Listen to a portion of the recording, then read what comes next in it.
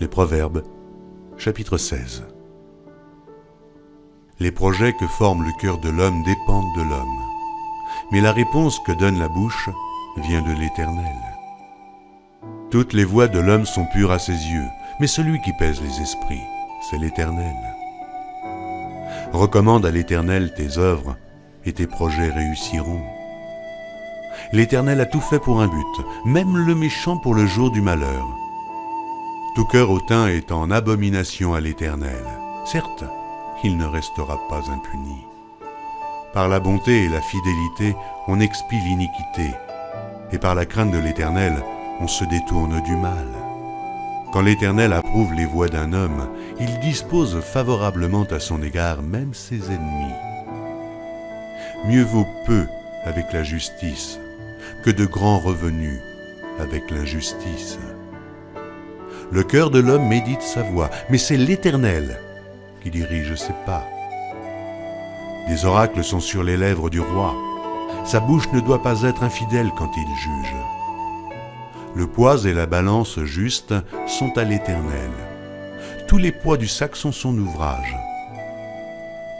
Les rois ont horreur de faire le mal, car c'est par la justice que le trône s'affermit. Les lèvres justes gagnent la faveur des rois, et ils aiment celui qui parle avec droiture. La fureur du roi est un messager de mort, et un homme sage doit l'apaiser.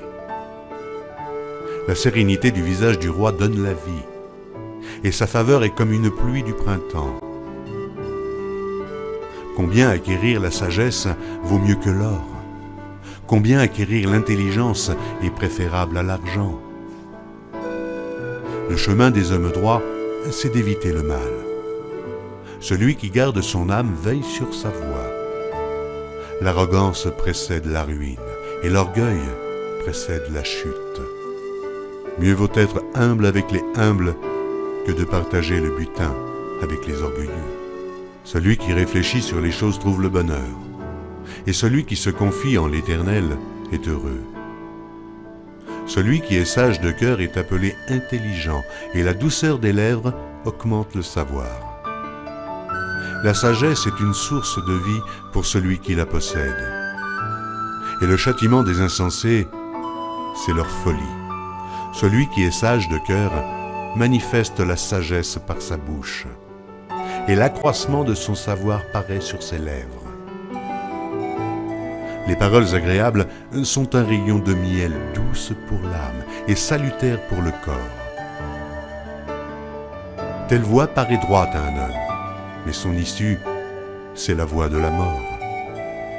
Celui qui travaille, travaille pour lui, car sa bouche l'y excite. L'homme pervers prépare le malheur, et il y a sur ses lèvres comme un feu ardent.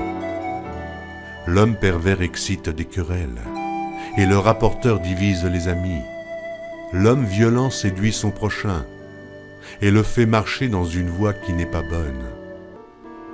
Celui qui ferme les yeux pour se livrer à des pensées perverses, celui qui se mord les lèvres, a déjà consommé le mal. Les cheveux blancs sont une couronne d'honneur, c'est dans le chemin de la justice qu'on la trouve. Celui qui est lent à la colère vaut mieux qu'un héros, et celui qui est maître de lui-même que celui qui prend des villes. On jette le sort dans le pan de la robe, mais toute décision vient de l'Éternel.